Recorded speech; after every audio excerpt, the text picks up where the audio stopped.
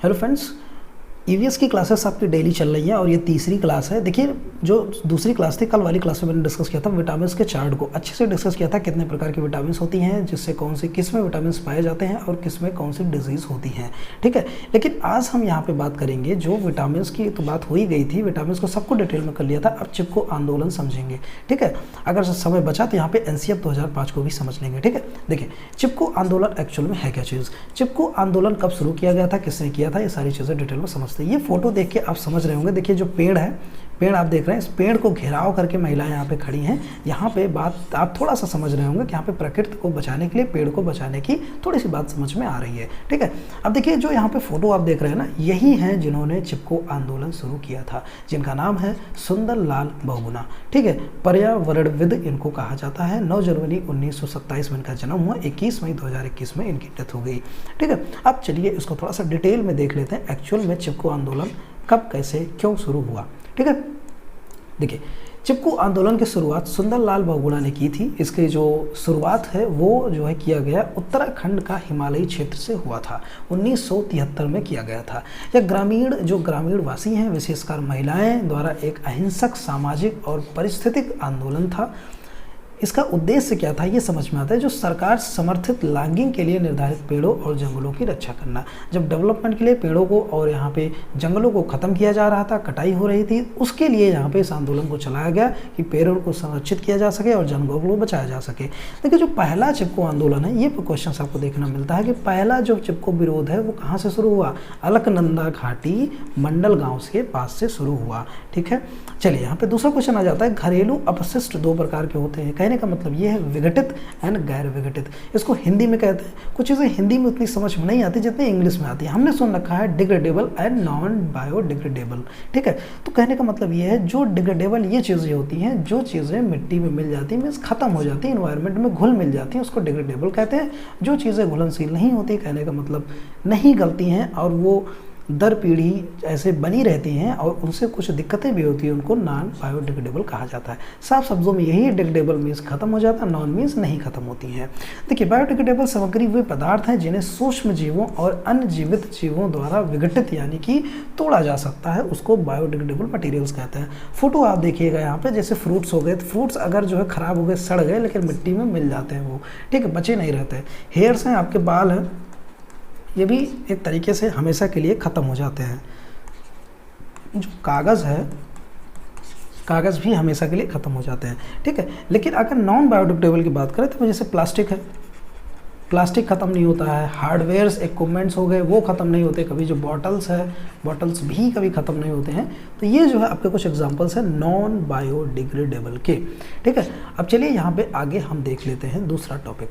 देखिए बगुला पक्षी, एक यहाँ पे देखिएगा, ये काफ़ी इंपॉर्टेंट क्वेश्चन है, ये आता ही आता है कि बगुला पक्षी प्रायः भैंस की पीठ पे देखा जाता है। अब भैया बैठता है तो इससे फ़ायदा क्या है, इससे क्वेश्चन क्या बनेगा, क्वेश्चन ये बनेगा वो बैठ के करता क्या है। क्योंकि बगुला भैंस की पीठ पे बैठता है तो यहाँ पे क्या करता है, जो कीड़े मकोड़े होते हैं, जिसको परजीवी कहते हैं, कीड़े मकोड़े मक्खियों को यहाँ पे बगुला खाता है। इससे फ़ायदा क्या हुआ, बगुले का भोजन मिल गया, बकले को मिल गया भोजन, और भैंसों की जो पीठ होती है इनकी हो गई सफाई। ठीक है, तो मक्खियों को अन्न काटने वाले जीवों को खाते हैं, मवेशियों के लिए कीट हैं, या एक प्रकार का आपसी संबंध है जिसमें दोनों भागीदारों को लाभ होता है। ठीक है, चलिए यहाँ पे अब हम एनसीएफ 2005 की बात कर लेते हैं। काफ़ी इंपॉर्टेंट एस्पेक्ट है, ध्यान से इसको समझिएगा आप लोग। ठीक है, काफ़ी इंपॉर्टेंट है, इससे क्वेश्चंस बराबर बनते हैं आपके क्वेश्चंस में, आपके पेपर में। ठीक है, देखिए सबसे पहला पॉइंट यहाँ पे क्या निकल के आता है एनसीएफ 2005 का। देखिए NCF 2005, NCF is one of the 4 national curriculum framework published in 1975, 1988, 2000 and 2005। कहने का मतलब ये है 4 में से, उसमें से एक जो है आपका एनसीएफ 2005 है। एनसीएफ 4 बार अभी तक निकाला गया। ठीक है, नेशनल करिकुलम फ्रेमवर्क 4 बार बदलाव किए गए। लास्ट जो बदलाव था 2005 था, जो हम लोग अभी तक पढ़ रहे हैं। एक बार 1975 में हुआ, एक बार 1988 में, एक बार 2000, एक बार 2005 में। किसके द्वारा, एनसीईआरटी, जिसको नेशनल काउंसिल ऑफ एजुकेशन इसे रिसर्च एंड ट्रेनिंग कहते हैं, जिसके बेसिस पे आपके सीटेट के एग्जाम्स होते हैं, जिसके बेसिस पे आप तैयारी कर रहे हो, जिसके बेसिस पे मैं आपको नोट्स प्रोवाइड करा रहा हूँ। ठीक है, देखिए एनसीएफ 2005 के अनुसार ईवीएस पढ़ाने के लिए कुछ यहाँ पे उद्देश्य हैं। यहाँ से डायरेक्ट क्वेश्चंस बनते हैं, जैसे अवलोकन और चित्रण के आधार पर समझ विकसित करना, चीज़ों को इलेबोरेट करना, चीज़ों को जो है रटने से पहले समझना, उसको आपको इमेजिन करके बताना बच्चों को पढ़ाया जाता है, उसी की यहाँ पे बात की जा रही है। चित्रण मीन्स की फोटो से हो गया, जैसे मैं आपको यहाँ पे फोटो दिखा रहा हूँ, हर टॉपिक के बाद फोटो से समझा रहा हूँ, हाँ ये चीज़ ऐसे होती है, तो आपके दिमाग में छाप छूट जाती है कि अगर आप पढ़ रहे हो थ्योरी और साथ ही साथ अगर आपको फोटो भी दिखा दिया, जब आपको उस टॉपिक की बात करेंगे तो आपके मन में थोड़ा सा क्लिक करेगा, हाँ ये फोटो थी, फोटो से ऐसे क्लिक करता है। सेम चीज़ यहाँ पे समझ विकसित करने के लिए बात कही गई एनसीएफ 2005 में। ज्ञान को आसपास के जीवन से जोड़ना और स्कूल के बाहर, मतलब चाहे स्कूल के बाहर हो चाहे अंदर हो, जो नॉलेज है उसको आसपास के एक्टिविटीज से जोड़ना, चाहे बच्चा खेल रहा हो या बच्चा कुछ खा रहा हो, बच्चा किसी से बात कर रहा हो, कोई काम पूरा कर रहा हो, कहीं मूवी देखने जा रहा हो, कहीं घूमने जा रहा हो, तो उन सारी चीज़ों को उसके जीवन से जोड़ना है, उसके पढ़ाई से जोड़ना है, जिससे उसमें एक समझ विकसित हो सके। तीसरा है रटने के तरीकों के दूर स्तर, मतलब भागना, रटने के तरीकों को निगलेक्ट करना, कहने का मतलब रोट लर्निंग एक क्वेश्चन होता है इंग्लिश में, जिससे उसको दूर भागना है, रटाने का प्रयास नहीं करना है। पाठ्य पुस्तक केंद्रित रहने के बजाय बच्चों के समग्र विकास के लिए पाठ्यक्रम को समृद्ध बनाना। ठीक है, तो पाठ्य पुस्तक पे रटन तो विद्या काम नहीं करना है, पाठ्य पुस्तक पे ही केंद्रित नहीं रहना है, उसको पाठ्यक्रम को समृद्ध बनाने पे यहाँ पे उसको उस पर बेस्ड रहना है। ठीक है, चीज़ों को पहले समझाने का ही प्रयास किया जाए, ना कि उसको सिर्फ पाठ्य पुस्तक से जो है सिर्फ रटाने का प्रयास किया जाए। परीक्षाओं को लचीला बनाना और जीवन में एकीकृत करना, सिर्फ परीक्षाओं पर ही निर्धारित ना हो कि आप 100% लाइए, आप 90% लाइए, ये पढ़िए वो पढ़िए, ऐसा नहीं होना चाहिए।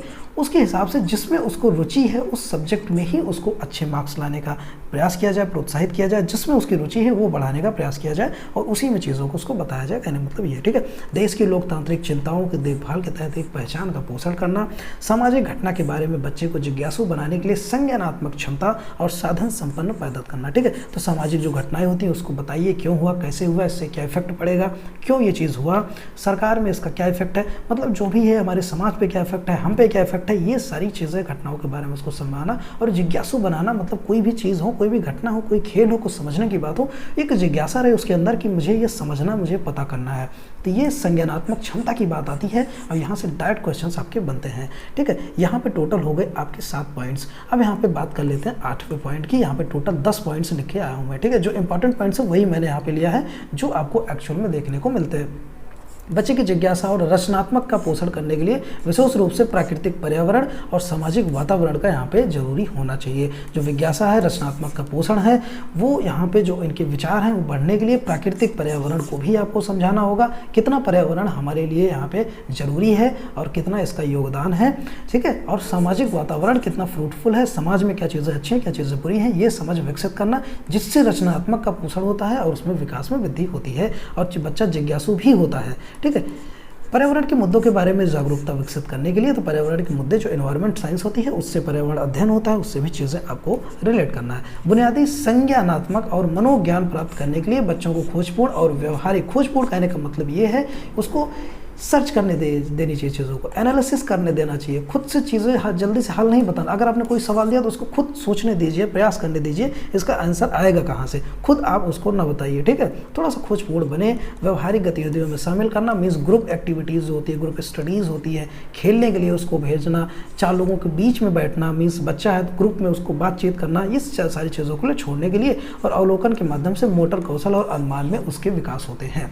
ठीक है, ये जो है आपका एनसीएफ से रिलेटेड हो गया क्वेश्चन, पूरा एनसीएफ से काफ़ी इंपॉर्टेंट चीज़ था। तो आज मैंने यहाँ पे 2 चीज़ें पढ़ी, एक पढ़ा हमने आंदोलन के साथ साथ पढ़ा एनसीएफ, दोनों इंपॉर्टेंट क्वेश्चंस थे। तो वीडियो को ज़्यादा से ज़्यादा शेयर करिएगा, अच्छी लगी हो तो लाइक कर दीजिएगा। ठीक है, तो मिलते हैं नेक्स्ट वीडियो में। कल जो नोट्स के रिमेनिंग चीज़ें हैं वो बची हैं उसको समझेंगे, और साथ ही साथ नोट्स आपको प्रोवाइड किया जाएगा। अभी 50% नोट्स हुआ है, जैसे मैं आपको बताया, नोट आपके कंप्लीट हो रहे हैं। जैसे ही 100% हो जाएगा टेलीग्राम ग्रुप में डाल दूंगा, वहाँ से आप प्रिंट करके आसानी से पढ़ सकते हो। ठीक है, टोटल एनसीईआरटी बेस्ड है, 2011 से लेके 2013 के जो प्रश्न आए हैं, 2022 के जो प्रश्न आए हैं, वो सारी चीज़ें इसमें मर्ज हैं। ठीक है, thanks for watching, have a nice day.